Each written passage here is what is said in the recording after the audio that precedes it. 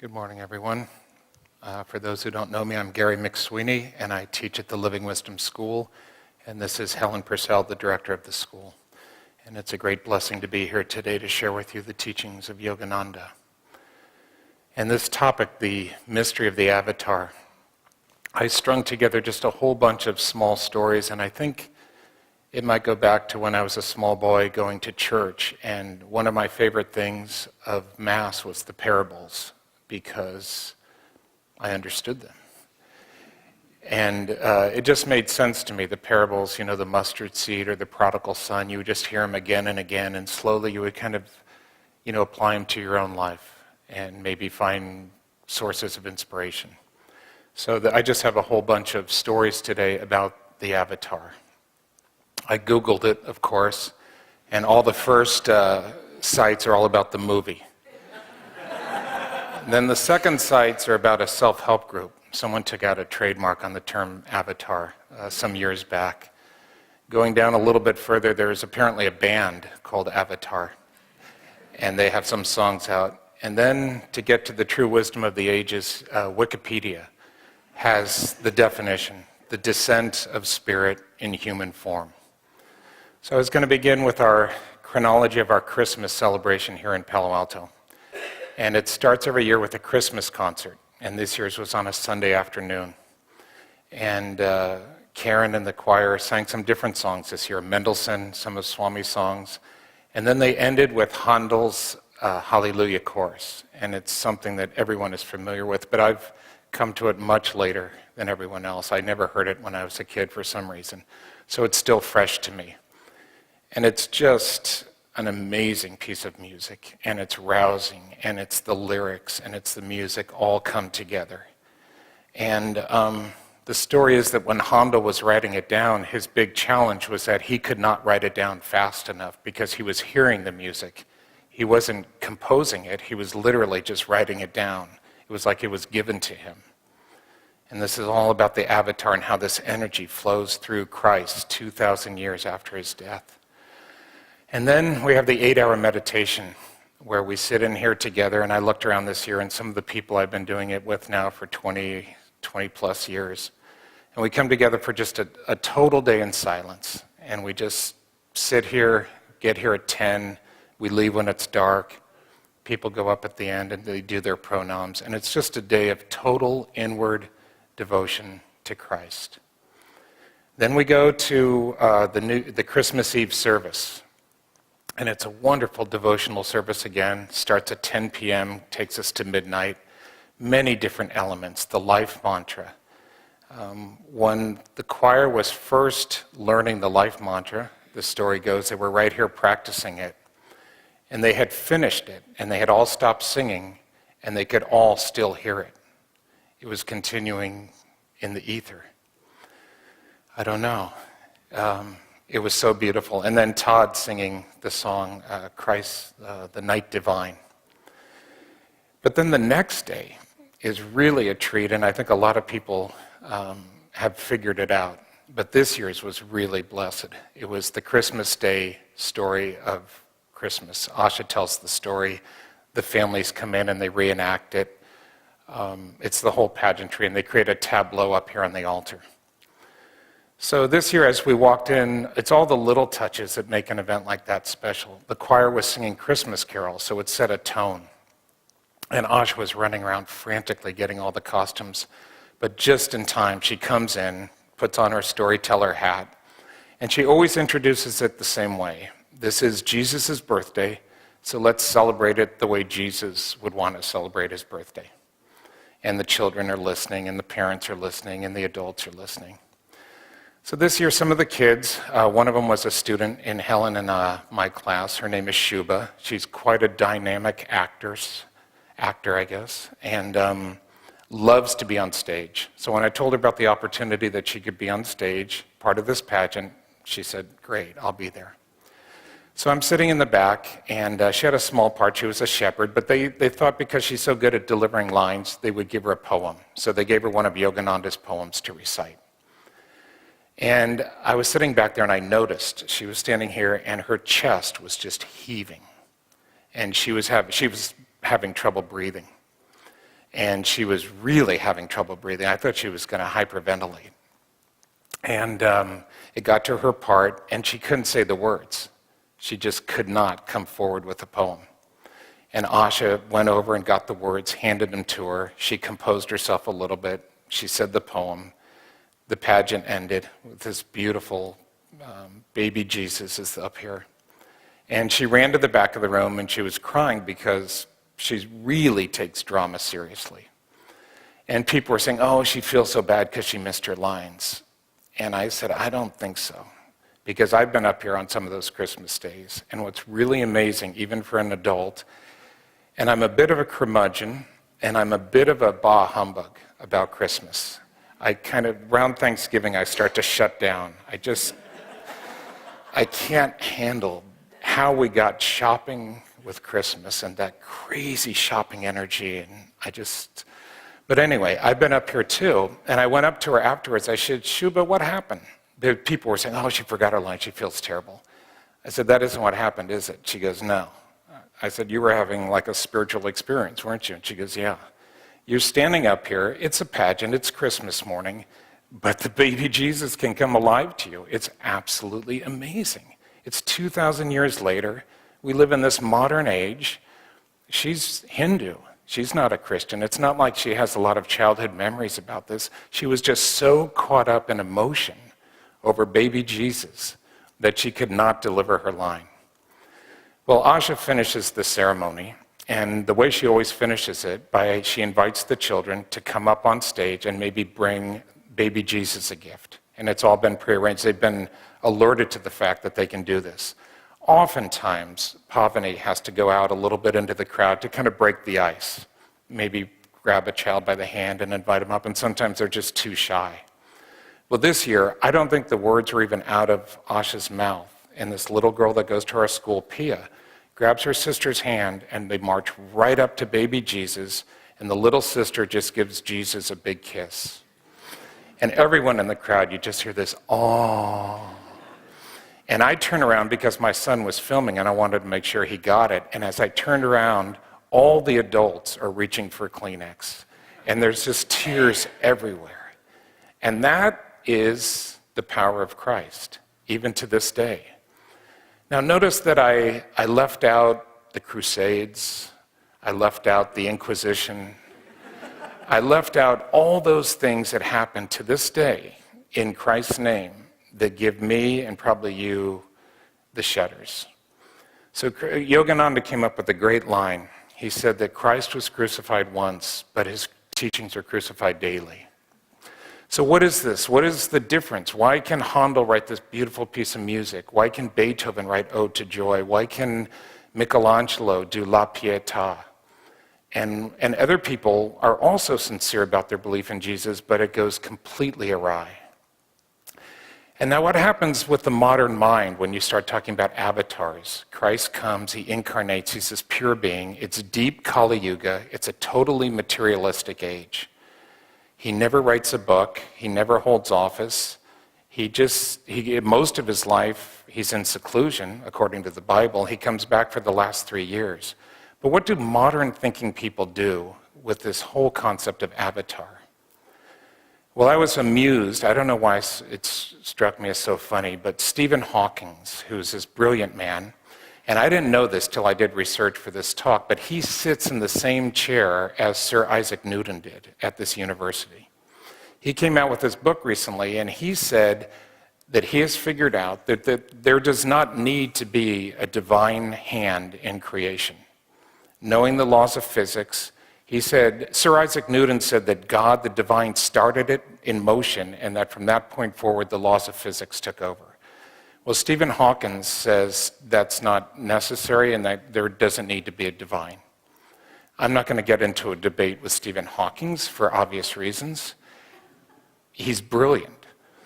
But science recently came up with this number, and this is something to maybe meditate on. The most recent science estimate for the number of stars that there are is 320 sextillion.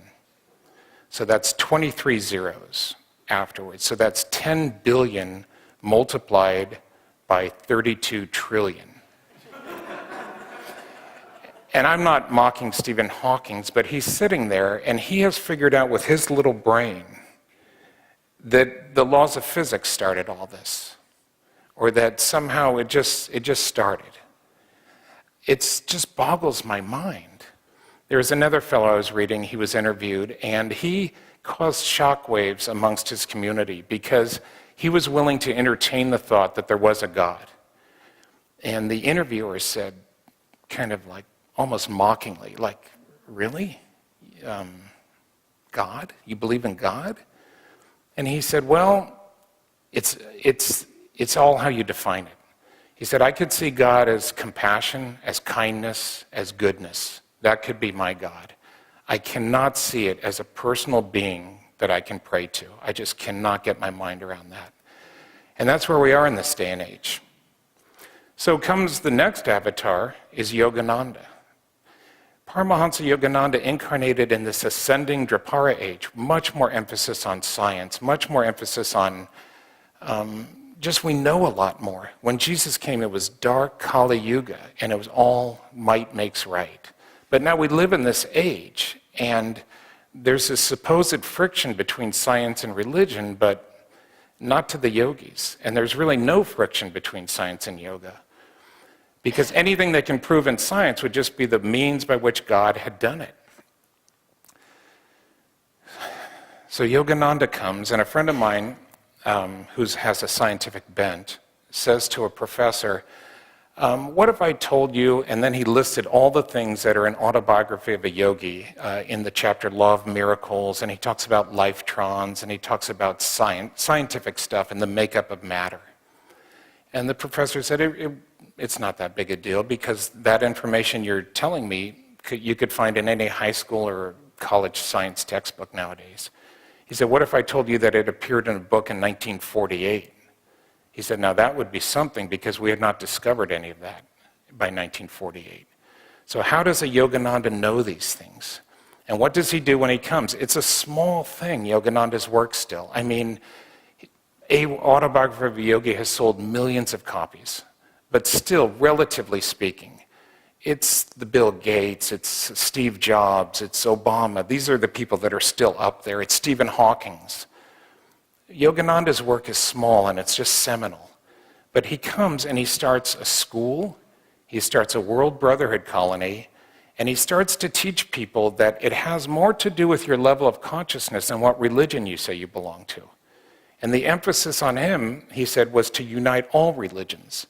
So rather than putting the emphasis on I'm a Christian, or I'm Jewish, or I'm a Muslim, or I'm a Hindu, the emphasis in Yogananda's world is really what is your level of consciousness? Because these great ones tuned into Jesus, some of them, and have done amazing things. Frank Laubach is a Lutheran minister, and he went to the Philippines and did an amazing work just by practicing the presence of Christ and communing with Christ constantly. Yogananda comes, it's much more kind of scientific in its own way, and it's all about meditation, yoga, proper diet. He talked about everything. He talked about the astral world, the causal world. And it was that we were ready to get this message now. So I had a very interesting experience a few months back. I had the highest of the highs and the lowest of the lows at the same moment. The San Francisco Giants had, you knew I was going to get there at some point. The San Francisco Giants had gotten into the playoffs on the last day of the season. And I thought, I'm happy. I don't need any more than that. But then they got by Atlanta. And now I'm like, okay, this is great. But now we go up against Philadelphia. They get by Philadelphia. And I can't even watch the games. I'm too nervous, and I cannot bring myself to watch it. But they get the last out against Ryan Howard. He swings and misses, and there's that finality. It's like the Giants are going to the World Series. And it was surreal for me, because it's been so long waiting for the Giants. But then it even got better. We go against Texas. Now, Texas is this huge hitting team, and we don't stand a chance, and we're just, with this ragtag team, and how are we ever going to beat Texas? And so we go through the Texas series, and we beat Texas, and we win the World Series. And that last moment when they win, I did watch the last pitch, and it was surreal. I just froze. Now, my friend Surendra, I told him ahead of time I was going to call him out on this, but right around that time, he gave Sunday service, and he said, whether the Giants win or lose doesn't matter. But he's wrong. He's so wrong on that one point. Now, as I said, there's this tragedy waiting to happen. So I come the next day, and I'm in this bubble of just 56 years of waiting, and my dad used to take me to the game, and I remember the moment when the doors at Candlestick open for the first time, and you see the green field, and it's all this childhood stuff, and I took my son out there when he was 5 weeks old to a doubleheader, and it's all been purged now. It's all gone. But I get the news that day that my cousin, who's 19, he's at a party in Hawaii, and tragic accident, he dies. And it sends this shockwave. So I have this, people are coming up to me, congratulating me about the Giants, but at the same time, I'm thinking about my cousin and his son, and just like that. It was just horrific. And like I said, it just sent this major shockwave through my family. So we have the memorial services scheduled, and it's up in Sonoma County, and I rent a car, and I drive up, and I get there early, and I'm picturing maybe a crowd like this for the memorial. I haven't had any contact with this boy, but his father, who's been coming to service here, I'm very close with him. We're first cousins, and I get there early, and I expect maybe 50 people. Well, the crowd starts to arrive, and it arrives, and this kid was magnetic. And there was maybe 800 people crammed into this church. And my cousin's a policeman, so there's all these Irish policemen from San Francisco. His brother's a fireman, so there's all the fire department. Then all my family shows up. And it's all this large, extended Irish family. Cunny, Dugan, O'Houlihan, O'Leary, Mcsweeney. And we're all there. And what it is, I think, is that we're just so much in a state of shock that we're actually extremely receptive. And our egos have taken a back seat. And we're just there for one reason, and that's to give support to Chris and his wife, the mother of Patrick. And so the Catholic priest gets up, and he gives a talk, and it's very good, and he knew Patrick, so it was personal, and it was touching, and it was good. But it always leaves me wanting more, and that's where Yogananda's teachings comes in. He tells you specifically what happens when you die. He talks about karma. He talks about the astral world. It all makes so much more sense than waiting till the last day. And I don't in any way mean to put down this priest, because like I said, he did a wonderful job. But then my brother was asked to speak, Ananta. And Ananta gets up, and he gives a very short talk about how the soul lives, Patrick is fine, everything's going to be okay. It's just that we miss him, but that he's okay, and that's what Yogananda taught. And then he read the Astral Ascension Ceremony. And in that moment, it brought so much solace to that audience, all different religions, agnostic, atheist, Catholic, ex-Catholic, everything. But you could just feel it in the room. And afterwards, everyone poured outside, and it was just so blessed. It's so odd that two of the highest points of my life, spiritually speaking, are at funerals for young people. Because I think what happens is people just completely drop their guard, open themselves up entirely to the divine, and then the divine can flow through. So these are, a wide range of stories, but it's our job as either disciples of Yogananda or just truth seekers to attune ourselves to these avatars. And Jesus has been gone for 2,000 years. He can be as alive today as he was back then. Yogananda was much more recent. His work of uniting world religions, of teaching Kriya Yoga, of getting people to meditate, of just de-escalating all this sectarianism and all this insane fighting about things like that, it's really going to be, and he predicted it will spread like wildfire. People that have been with Ananda, Ananda once made a joke, it's a slow starting fire. You know, you pick up the paper today, riots in Tunisia, riots in Egypt. What could it lead to? And we all know, I think, without even dwelling on it, that times are going to get tough. You just pick up the newspaper. So we can access these avatars. It's not something up on a shelf or like, oh wow, it's really amazing. Babaji, the deathless avatar. It's not like a circus, the spiritual path. It's more about getting serious about it, attuning yourself with these avatars.